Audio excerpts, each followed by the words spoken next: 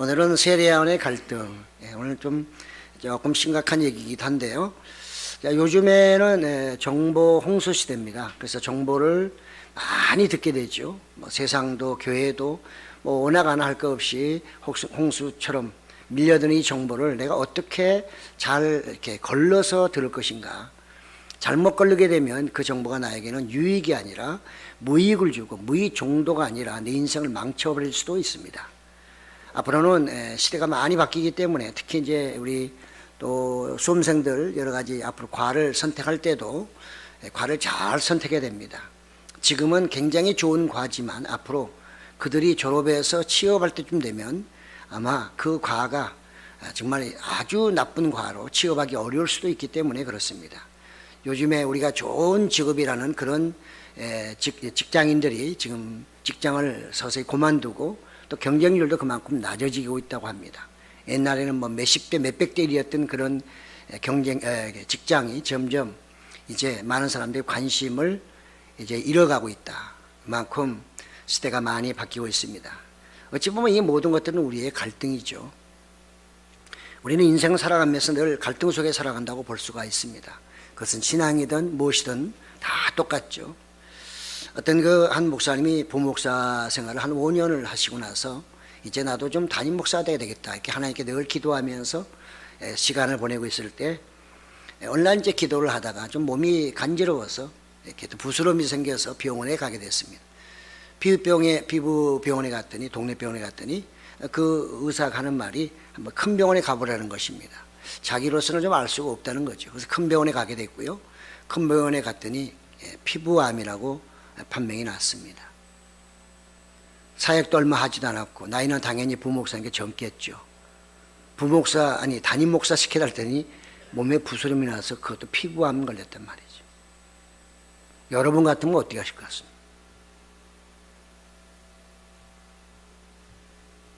마침 그때 자기 신대원 동기생이 다른 교회 담임 목사였어요. 근데 그분이 이제 미국에 유학을 가게 됐습니다. 그래서 이 친구가 이 부목사 생활 때 그 친구 서로 이제 잘 알 테니까요. 그래서 막 교회에다 부탁을 해서 그럼 그분은 청빙해서 말씀 한번 들어봐라 이렇게 얘기가 돼가지고 이제 그분이 그 교회 청빙이 돼서 한번 가서 이제 말씀을 전하게 됐습니다. 말씀을 전하게 될 때 많은 분들이 은혜를 받고 그래서 정말 많은 분들이 참 좋다.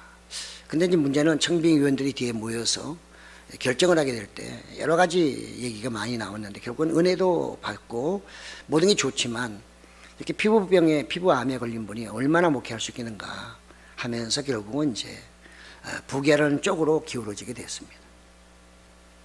그때 한 젊은이가 일어서서 이렇게 얘기합니다. 나는 생각이 좀 다릅니다.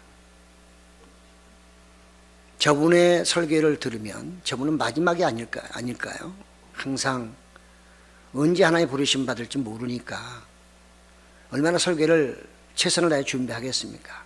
그리고 또 우리는 그 설교를 들을 때마다 은혜를 받지 않겠습니까? 그러니 제 생각에는 오히려 저분을 모셔서 우리가 담임 목사 저분을 모셔서 정말 이렇게 교회를 섬기는 게 좋겠습니다. 이렇게 얘기를 합니다. 그 사람이란 게 또 그렇잖아요. 그러니까 또 금방 또 사람들 마음이 또 기울어져 가지고 다시 또 청빙을 다시 열었습니다.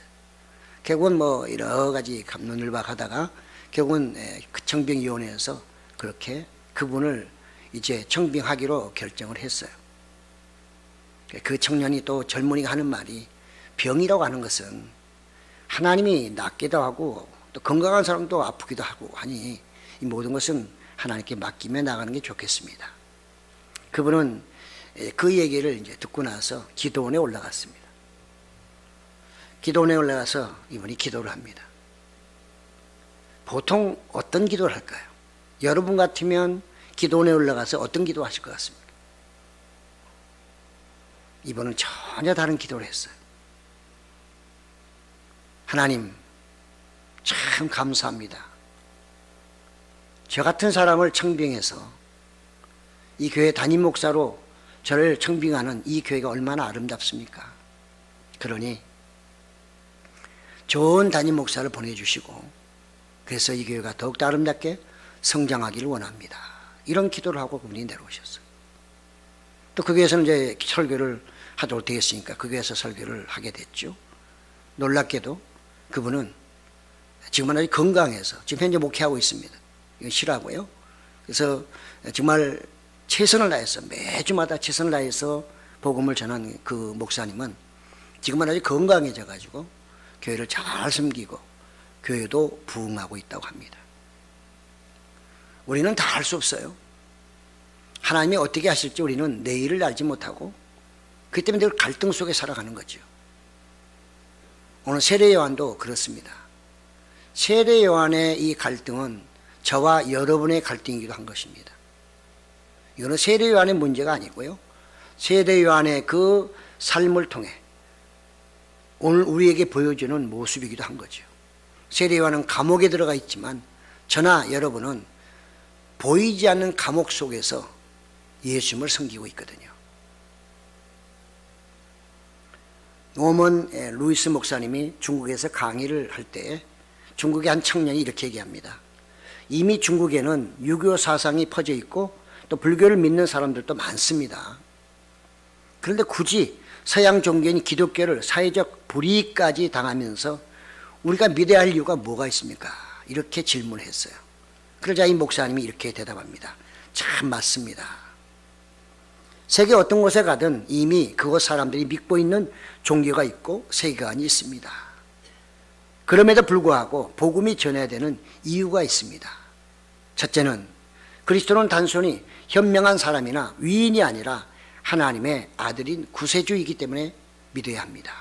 둘째는 예수님은 죽음의 문제를 해결할 수 있는 유일한 분이시기 때문에 믿어야 합니다.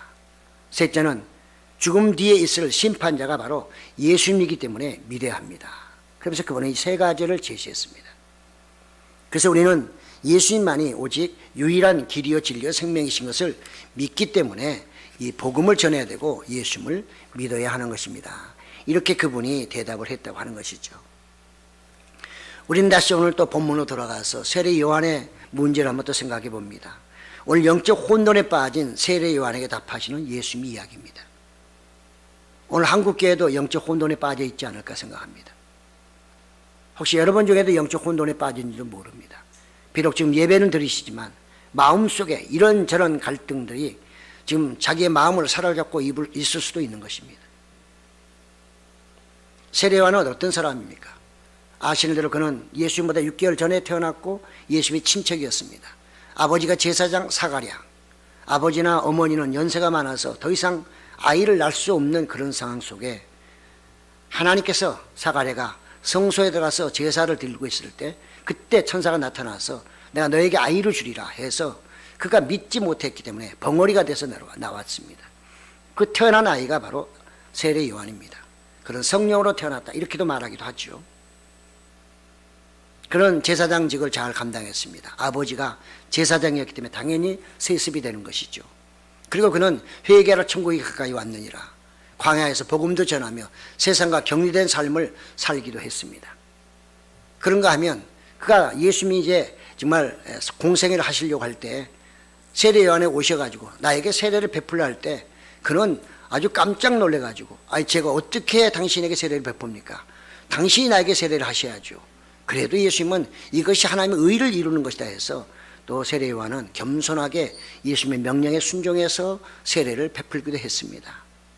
많은 사람들이 세례 요한에게 찾아와서 당신이 그 메시아냐 당신이 누구냐 하면서 막 물어볼 때도 세례 요한은 여전히 나는 빛을 증거하는 사람 그 메시아보다 먼저 와서 그의 길을 준비하는 사람에 불과하다. 나는 그의 신발끈도 매일 자격이 없는 사람 얼마나 겸손하게 자신을 나타내는지 알 수가 없습니다. 그런 그가 결국은 정말 당시에 그 헤롯이라는 사람이 자기의 정말 제수씨를 아내로 삼는 바람에 세례 요한이 그만 그를 이제 이렇게 도덕적으로 문란하다 또는 여러 가지 해서 책망을 하고 사람들이 그걸 지적하면서 이 헤롯이 그만 세례 요한을 미워하게 됐고 그는 결국은 감옥에 들어가게 됐습니다. 예수님의 공생애는 세례 요한이 감옥에 들어가면서부터 이제 시작되는 거죠. 그래서 예수님이 그 소리를 들으시고 나서 이제 그것을 떠나 복음을 전하기 시작했던 것을 알 수 있습니다. 아마 언제쯤인지 모르겠으나 세례 요한이 이제 감옥에 들어갔었고, 그래서 예수님에 대한 얘기를 이 제자들, 자기 제자들을 통해 늘 이렇게 들고 막 듣곤 했죠. 왜냐하면 세례 요한의 제자들이 전부 다 예수님의 제자들이 되었거든요. 그래서 세례 요한의 그 제자들이 예수님의 제자이기 때문에 예수님이 하시는 모든 사역도 가서 세례에 가서 감옥에 있으니까, 그래도 또 스승이었기 때문에 가서 이렇게 보고도 하고 위로도 하고 뭐 이런 일들이 계속 있었던 것입니다. 그러니까 오늘 본문에도 바로 그런 거죠. 그렇게 얘기를 쭉 하다가 세례 요한이 이제는 마음에 너무나도 괴로움이 왔던 겁니다.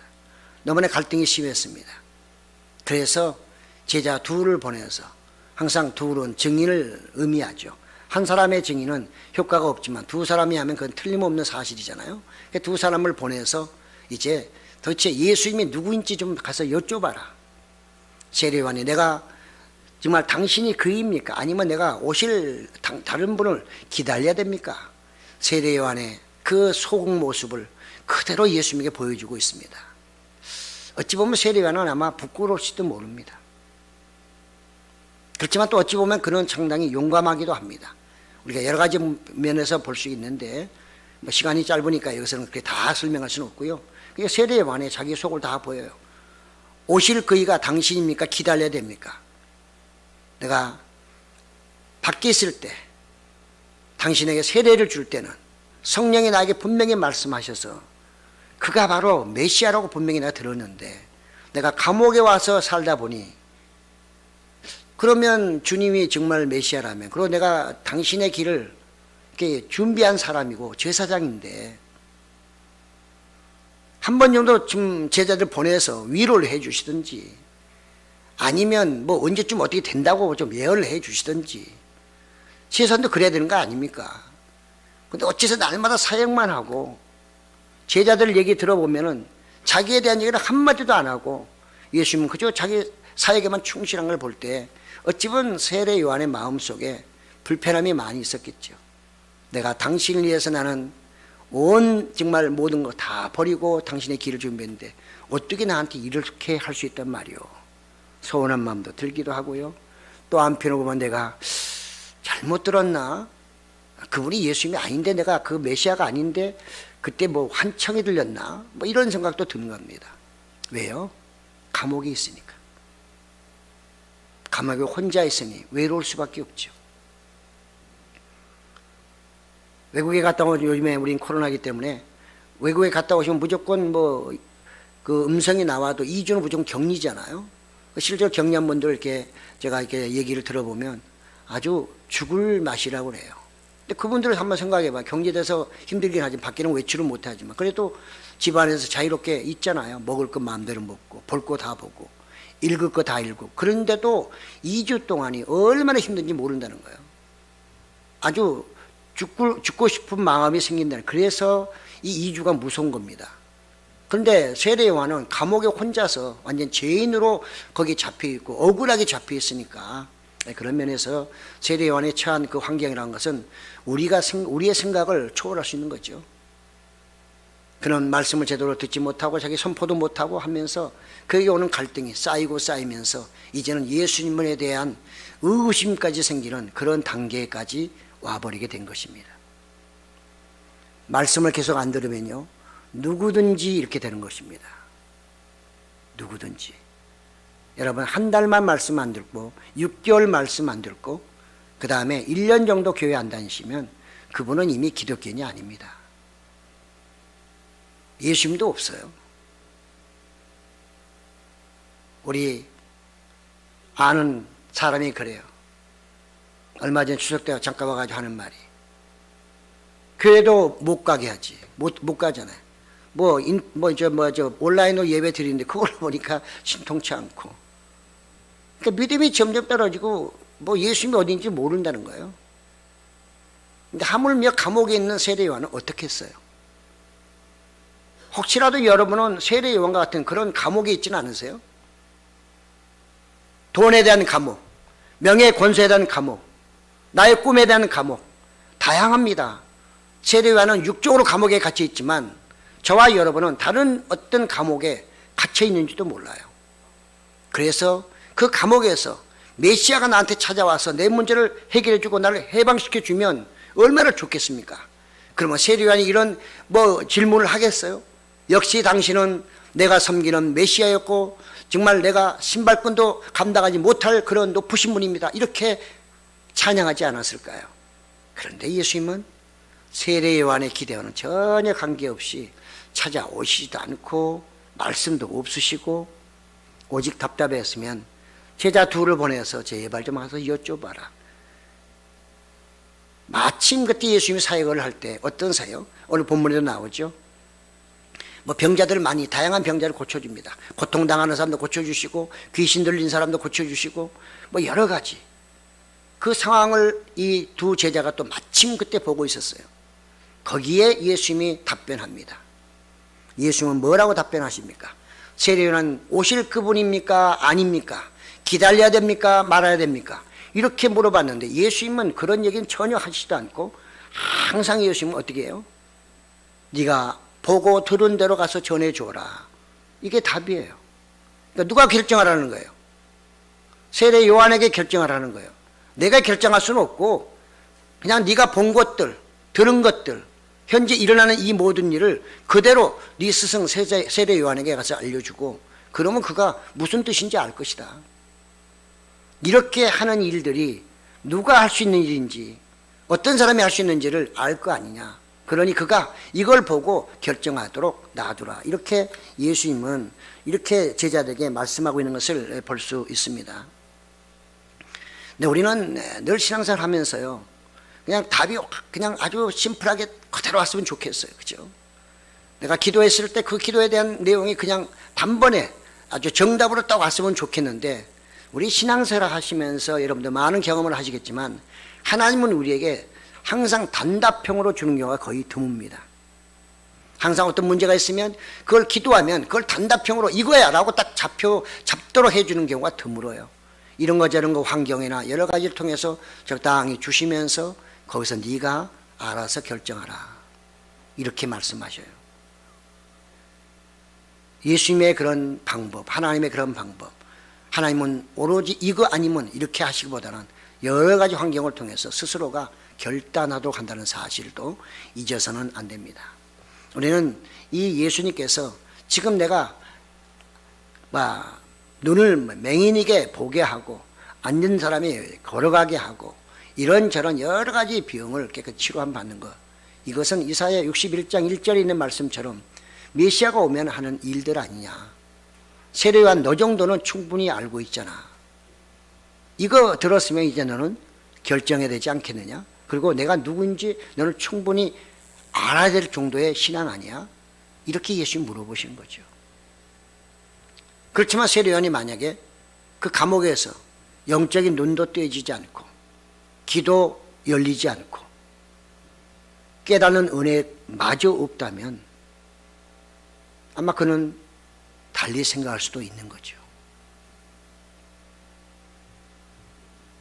예수님은 수많은 사람들, 가난한 사람들에게요, 자신의 생명을 주셨어요.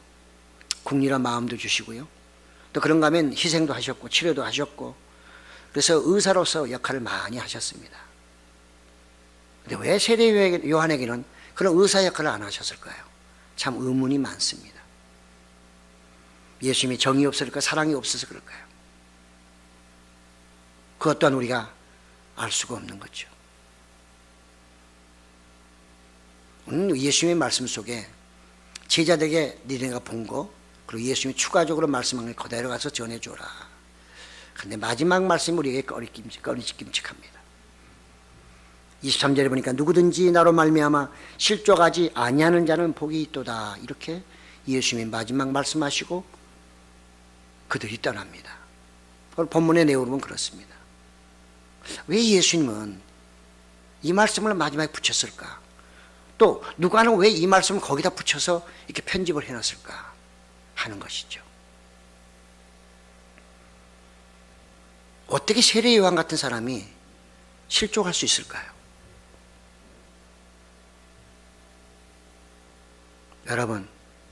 여러분 여기에 앉아 계신다고 천국 간다고 자신하십니까? 그건 아무도 몰라요. 아무도 모릅니다. 세례 요한도 지금 천국 갈까 말까 하는데요. 그렇잖아요. 우리는 오늘 말씀을 심각하게 생각해야 돼요. 지금 코로나19로 한국교회는 엄청난 파장도 일어나지만요, 이거는 어찌 보면 거르는 것입니다. 또 한편을 보면 예수님은 세례 요한에게 이런 메시지를 통해서 제자들에게도 말씀하고 있는 거죠. 너희도 그런 감옥에 갇히면 똑같아. 너희라고 별 수 있는 줄 알아? 너희 중에서도 나 때문에 실족할 사람이 있어. 이런 얘기를 하고 계신 거예요. 과연 세례 요한은 예수님의 이 말씀들을 들으면서 그 어떤 결정을 했을까요? 성경에 나와 있지 않습니다. 그리고 우리는 천국 가봐야 알아요. 천국 가서 내가 세례 요한이다 그러면 아이고 오셨네요 이렇게 할 것이고, 또 안 계실 수 있는 거죠. 그렇지만 우리가 추론할 때는 세례 요한 정도가 천국에 못 간다면 누가 또 천국에 가겠어요. 그러니까 그런 면에서 우리는 서로 위로도 받고 세례 요한은 천국 갔을 거라고 이렇게 생각하는 게 우리에게는 훨씬 좋은 거죠. 그러나 그것은 또 우리의 생각일 수도 있어요. 실족한다는 말이 뭘까요? 헬라어로 스칸달리조라고 하는 말인데요, 이 실족은 그냥 어디 가다가 슬그머니 뭐 해가지고 잘못 뛰어가지고 삐끗하는 정도가 아닙니다. 여기서 예수님이 말씀하는 실족은 그 정도가 아니라 완전히 함정에다 빠뜨려버리는 것입니다. 함정 파놓고 거기다 밀어버리는 것입니다. 절대 못 나오도록, 죄에 빠져서 더 이상 해결하지 못하도록 만드는 게 바로 스칸달이죠. 이게 실족하다는 뜻이에요. 예수님은 마태복음 5장 29절에서 오른 눈이 실족해 하거든 빼어버리라고 그랬어요. 눈이 너를 지옥 가게 할 것 같으면 그 눈을 빼어서 차라리 천국 가는 게 낫다는 거예요. 이게 실족이에요. 그러니까 실족이란 말은 무지무지하게 무슨 말입니다. 예수님 믿었는데 지옥 갔다면 말이 될까요? 우리는 항상 무슨 얘기합니까? 예수 믿고 천국 갑시다. 예수 믿으면 천국 갑니다. 이런 얘기 하잖아요. 근데 예수 믿고 지옥 갑니다. 예수 믿어도 지옥 갑니다. 이렇게 말하면 어떻게 될까요? 믿는 사람 한 사람도 없겠죠. 그런데 놀라운 사실은 믿는 사람 중에서 예수 믿다가 지옥 갈 수도 있다는 얘기입니다. 혹시나 우리 중에도 있을 수도 있는 것입니다. 그건 아무도 몰라요. 그래서 우리는 늘 경계해야 되는 거죠. 이런 말씀을 들으면서 이것은 세례 요한의 말만이 아니라 바로 내 말입니다. 저에게 해당되는 말이고 여러분에게도 해당되는 말이에요. 바울은 이미 그걸 깨달았어요. 그렇기 때문에 바울은 내가 모든 사람들에게 복음을 전하다가 내가 구원 못 받으면 어찌하지? 이런 고민을 했어요. 그만큼 그는 복음을 전하면서도 자기 신앙을 늘 점검했다는 거예요. 세례 요한도 예수님 전에 회개하라 천국이 가까이 왔느니라, 나는 그분의 신발 끈도 맬 수 없는 아주 정말 형편없는 존재고 그분은 온 우주를 창조하시고 인류를 구원하실 그분, 나는 물로 세례를 줬지만 그분은 불로 세례를 주실 분이고 성령 세례를 준다고 이렇게 했던 세례 요한이 감옥에 좀 있는 사이에 변질돼 버렸어요. 믿음이 흔들리기 시작했어요. 우리는 잘못하면 우리 목회자에게 가장 무서운 게 뭡니까? 설교 잘하고 전도 잘하고 성경 공부 잘 시켜도 내가 천국 못 갈 수 있다는 거예요. 모든 목사 천국 간다고 생각하지는 않습니다. 저도 늘 그래서 자주 생각하죠. 바울의 말처럼 내가 모든 사람의 복음을 전해 그들은 구원받는데 내가 정녕 지옥에 가버린다면 어찌할꼬 하는 그 바울의 신앙 고백이 저와 여러분의 신앙 고백이 될 줄 믿습니다. 그래 우리 신앙이 다져지고 흔들리지 않고 그러면서도 늘 하나님과 예수님과 성령과 관계가 돈독해지는 거거든요. 근데 습관적으로 교회를 다니게 되면 이런 생각을 가질 일도 없고요. 나는 무조건 천국 가고 저 사람은 지옥 갈 수 있다고 날마다 이렇게 생각하는 거죠. 왜? 남의 것은 잘 보이니까. 저 사람은 지옥 갈 수 있는데 나는 절대로 지옥 안 가. 나는 천국의 최고 좋은 자리, 멸류관은 막 그냥 금 갖고도 안 돼. 막 거기다 막 보석 막 10개 박아가지고 최고 좋은 면류관 내가 쓸 거야. 근데 저 사람은 안 돼. 라고 말하면 안 된단 말이죠. 세례요한도 지금 잘못하면 그런 위치에 서 있을 수 있기 때문에 예수님이요 어찌하여 나에게는 그런 은혜를 주지 않고 다른 사람에게만 은혜를 주십니까? 내가 당신을 믿어야 될까요? 말아야 될까요? 내가 당신 믿어서 천국 가야 되는데 내가 당신을 믿을 만한 자신도 없거니와 그런 뭔가 이제는 잡히지도 않네요. 왜? 감옥에서 늘 어두운 곳이 있으니까. 어두운 곳이 있으니까. 세련의 감옥은 육적인 어둠이지만 우리는 살면서요 우리의 보이지 않는 이런 감옥에서 살 때가 많습니다. 그 감옥에 갇혀버리면 헤어나기 어렵습니다.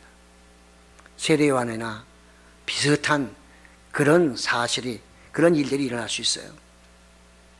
그래서 예수님은 나로 말미암아 실족할 자도 있다고 말씀하시고요. 뒤에 쭉 보면 누가는 이 세례 요한에 대해서 예수님의 평가를 실어놨습니다. 누가복음 7장 27절 8절에 보니까 이 세례 요한 누구냐?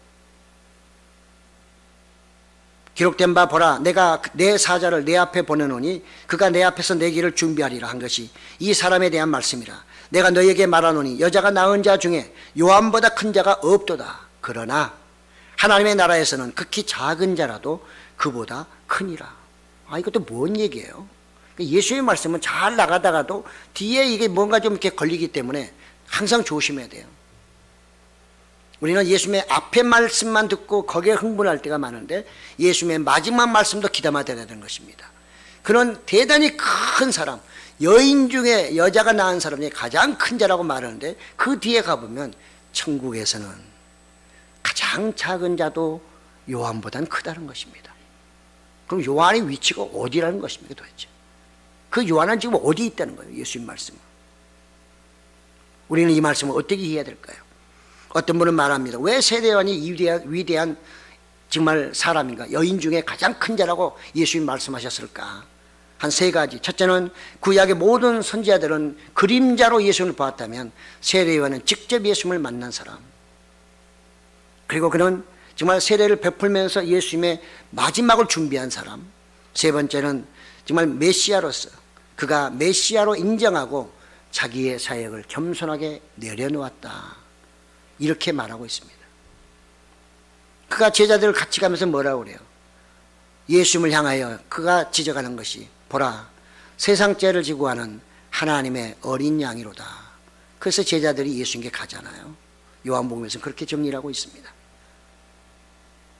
그렇게 위대했던 사람인데 예수님은 하나님의 나라에서는 극히 작은 자라도 요한보단 크다. 우리는 여기서 한 두 가지만 간단히 정리하면 사역으로 모든 게 평가되지 않는다는 것입니다. 우리는 흔히 큰 교회 목사님, 작은 교회 목사님, 물론 교회 사이즈로 말하면 그렇게 말하면 간단하지만 만약에 큰 일을 많이 했기 때문에 큰 목사님이고 그렇게 드러나게 사역을 안 했기 때문에 작은 목사로 말하는 것은 이거는 문제가 있는 것입니다. 하나님이 어떻게 쓰신지는 알 수 없습니다. 세례 요한도 여인 중에 제일 큰 자라고 말하잖아요. 그러면 그의 사역이 모든 사람보다 뛰어나다는 거예요. 그런데 예수님의 뒤의 말씀은 하나님의 나라에서는 가장 적은 자보다도 그가 못하다고 말하고 있어요. 사역으로 평가되지 않습니다. 하나님이 능력도 주시고 하나님이 지혜도 주셨기 때문에 그 모든 사역은 하나님의 은혜 가운데 이루어지기 때문에 하나님은 그걸 가지고 평가하지 않는다는 말이죠. 하나님은 무엇으로 평가하느냐? 그가 과연 예수님을 제대로 믿고 진정한 믿음의 길로 가고 있느냐 가지고 평가한단 말이죠.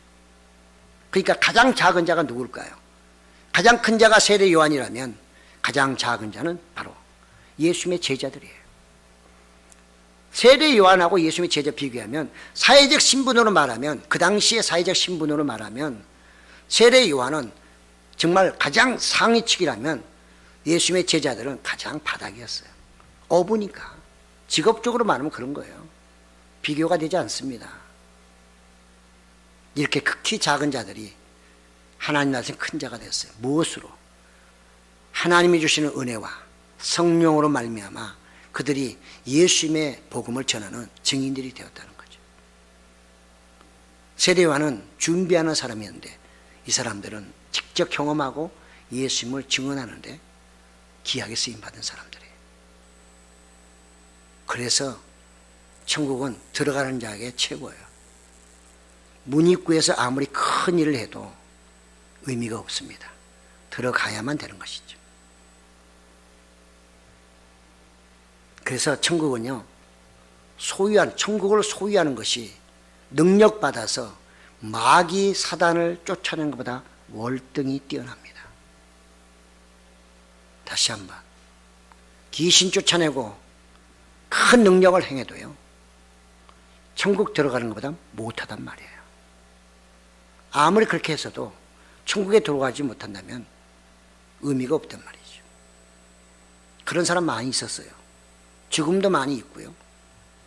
예수님은 누가복음 10장 20절에 이렇게 말씀하셨어요. 그러나 귀신들이 너희에게 항복하는 것으로 기뻐하지 말고 너희 이름이 하늘에 기록된 것으로 기뻐하라 하시니라. 예수님이 제자들 보내면서 능력을 줘서 귀신 쫓아내는 능력을 줘가지고 나가서 신나게 귀신 쫓아냈어요. 이 제자들의 머릿속에는 뭐냐? 오로지 귀신 쫓아내는 거. 야, 내가 귀신 둘 쫓아냈는데 너 몇 쫓아냈냐? 나 10명. 이야, 대단해. 나는 20명. 막 이거 갖고 자랑합니다. 예수님께 와가지고 뭐라 그래요? 야, 귀신 엄청 많이 쫓아냈습니다. 근데 예수님은 그 얘기하는 게 아니고, 야, 너 수고했다 칭찬하는 게 아니고 뭐라는 거예요?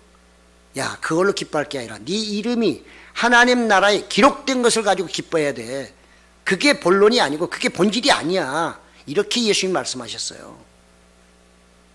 그럴 때 천국에서 가장 작은 자가 세례 요한보다 클 수가 있다 그 말이죠. 왜? 아직 세례 요한은 어디 갔는지 모르니까. 그래서 사역에서 나타난 능력보다는 예수님을 믿음으로 구원받는 것이 더 귀하다는 뜻입니다. 항상 그래서 예수님과의 관계를 늘 점검해 봐야 돼요. 제가 이 자리에서 아무리 설교를 잘하고 아무리 많은 성경 공부를 하고 아무리 선한 일하고 복음을 전한다 할지라도 내 안에 예수님이 없으면 말짱 황이에요. 여러분들에게는 은혜가 되겠죠. 여러분들 그걸 통해서 그 메시지를 통해서 은혜 받고 예수님 만날 수 있지만 저에게는 예수님이 내 안에 안 계시면 그 모든 건 저에게는 헛된 거예요. 여러분에게는 유익이 되지만 그렇잖아요. 내 안에 예수님이 안 계신데 사역을 아무리 많이 하면 뭐예요? 그런 사역은 하나님의 일로 그대로 남지만 나에게는 남는 게 아무것도 없어요. 그래서 바울이 걱정한 거예요. 오늘 우리는 이런 환경을 만나서 점검할 게 뭔가, 옛날에 뭐 이거 마녀 이게 중요한 게 아니라 지금 현재 나는 정말 예수님과 깊은 관계를 맺고 있고 그분을 믿고 있고 그분이 나를 붙잡고 계시고 내가 천국 가는데 좀 그래도 소망이 있고 확신이 있는 그런 신앙생활을 하고 있는지 아니면 그저 왔다 갔다 하는 신앙생활인지 이거는 여러분 스스로가 제일 잘 알 거 아니에요. 저는 오늘 말씀을 통해 간단하게 한 3가지만 정리하려고 합니다. 첫째, 우리 믿음이라는 건 뭐냐? 그것은 환경을 극복하는 것입니다. 믿음은 좋은 환경에서만 자라는 게 아니고요. 어떤 환경 속에서도 그것을 이겨내는 게 믿음이에요. 지금 세례 요한은 이 감옥이라는 이 아주 안 좋은 환경 속에서 그만 믿음이 지금 흔들리고 있어요. 근데 세례 요한만 그런 게 아니라 수많은 사람들이 다 그래요. 세례 요한은 하나의 샘플에 불과한 거예요.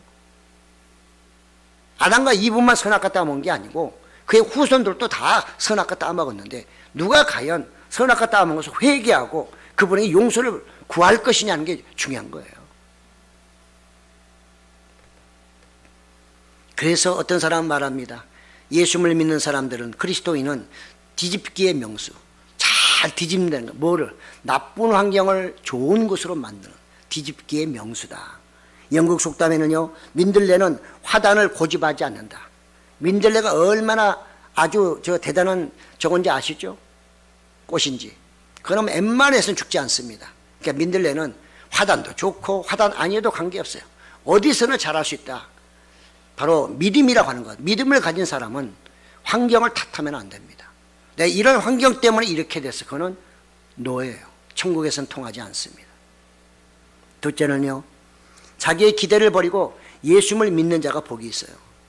그리스도 안에 있는 자가 복이 있는 거예요. 우리가 신앙생활에서 늘 제가 강조하지만 기도 많이 하거나 교회 열심히 다니시거나 헌신봉사 많이 하신 분들이 오해하는 게 뭐가 있느냐, 내가 이렇게 많이 했기 때문에 하나님 무조건 내 기도를 들어주시고 내가 원하는 대로 모든 걸 이끌어 가실 거라고 하는 착각입니다. 때로는 그게 방향이 맞아서 될 수도 있겠으나, 때로는 하나님이 원하셔서 주실 수도 있고 국률이 여기서 주실 수도 있지만, 때로는 하나님의 방향과 너무 안 맞으면 하나님은 그 방향을 우리의 기도 때문에 틀 수는 없어요. 그거 틀어버리면 난리가 나기 때문에. 그래서 우리의 삶 속에 내가 예수님을 믿고 꿈을 갖고 희망 갖고 살긴 해도 그 기대 때문에 예수님을 버리면 안 돼요. 예수님은 나의 이름으로 너희가 구하면 내가 모든 것을 다 이루어 주리라고 말씀하고 있지만, 그런 것도 앞뒤 다 따져서 한번 생각을 해봐야 돼요. 구하지 말라는 것도 아니고요, 내 기도를 안 들어주신다는 말씀도 아닌데, 중요한 것은 그것이 내 기대가 예수님 믿는 것보다 더 크면 안 된다는 거죠. 그러면 세례요한처럼 되는 거예요. 세례요한도 자기를 거기서 끄집어내 주지 않기 때문에, 또 로마를 빨리 정복해서 정권을 바꾸든지 해야 되는데 자기는 감옥에 있고 한마디도 없는 예수님이 어찌 보면 야속했죠. 그건 자기 생각이었어요. 고전 1장 18절에 십자가의 도가 멸망하는 자들에게는 미련한 것이요 구원을 받는 우리에게는 하나님의 능력이로다, 이렇게 말씀하고 있어요. 우리는 예수님만을 끝까지 보고 가야 됩니다. 예수님 때문에 실족하는 자가 있다는 거예요. 예수님 믿으면 무조건 구원받는 게 아니고요, 예수님 믿으면 무조건 다 천국 가는 게 아니란 말이에요. 예, 이거 무서운 말이란 말이에요. 진짜로 정신 바짝 차려야 되는 거예요. 예수님 믿고 천국 가야 되는데 지옥 가는 말이 되냐고요. 안 그래요? 세상 사람들은 그냥 예수 믿으면 뭐 이상한 사람으로 아는데, 그럼에도 불구하고 내가 예수 믿었으면 천국 가야죠, 최소한도. 근데 예수 믿고 또 지옥 간다, 그러면 안 되죠. 그런데 예수님의 말씀은 그런 사람이 있다는 거예요. 예수님 때문에 예수님 믿다가 지옥 갈 사람도 있다는 거예요. 없다는 게 아니고. 그러니까 그런 사람은 복 있다고 말하지 않는 거예요. 그래서 앞에 2번도 비슷하지만 우리는 예수님이 정말 나의 삶에 나를 실족하게 하지 않으려고 하면요, 예수님을 정확히 알아야 되는 거예요. 인격적인 만남을 통해서 예수님은 바로 나의 생명이고, 그 다음에 나의 빛이고, 나의 선한 목자 부활 생명, 길이요 진리요, 이런 예수님을 내가 제대로 이해하면서 인격적인 만남을 통해서 어떤 환경이 주어지더라도, 내 희망과 소망이 이루어지지 않더라도 그것 때문에 예수님을 버리는 일이 없어야 된다, 그 말이죠. 세례요한이 그런 거예요. 세례요한이요. 근데 세례요한만 그런 게 아니라니까요. 오늘날 수많은 사람들이 이런 갈등 속에 있어요. 예수님을 믿는데 잘 되는 것도 없고, 예수 믿는데 뭔가 소망도 없고, 점점 더 안 좋아지는 것 같고, 그러니까 예수님을 안 믿으려고 하는 마음이 훨씬 더 커지면서 다 떠나면 그게 실족하는 거지 뭐예요. 예수님은 계속해서 그분의 사역을 통해서 내가 누군지를 알려주고 계셔요. 세례요한의 제자들에게는 병 고치는 거, 그 다음에 뭐 귀신 쫓아내는 거, 여러 가지 구약에 나타나는 예언적인 메시지를 메시아만이 할 수 있는 그런 것들을 보여주면서 전해주고 있어요. 근데 그거 보고 세례요한이 깨닫지 못하면 세례요한은 안 되는 거죠.